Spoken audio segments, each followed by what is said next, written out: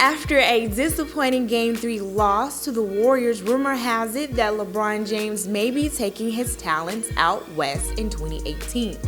According to BleacherReport.com, King James may consider this move during his free agency. The rumor sparked after Jalen Rose mentioned on ESPN's First Take that he thinks James will eventually play in California.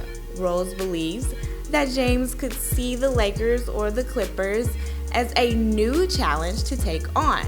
But for right now, we will have to see what James will do with his $35.6 million option in 2018. However, the NBA Finals aren't the only final games happening in the sports world. Taking a spin over to the NHL, the Pittsburgh Penguins dominated the Nashville Predators for a 6-0 win in Game 5.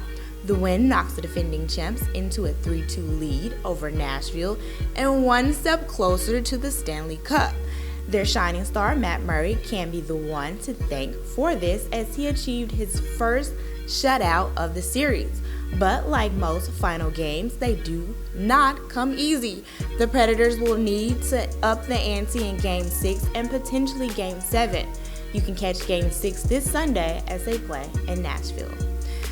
This week was also a somber week for the NFL as players mourn the death of former wide receiver James Hardy III. Hardy, who was 31, was discovered on Wednesday in a Fort Wayne, Indiana river. The Buffalo Bills drafted the receiver in the second round back in 2008.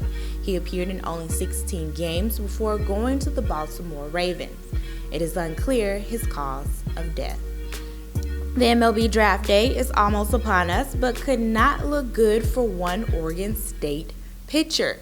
According to documents discovered by an Oregon newspaper, Luke Himlich is a registered sex offender.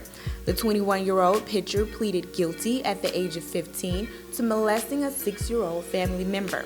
However, he did complete his probation period along with several classes back in 2014 before joining the team.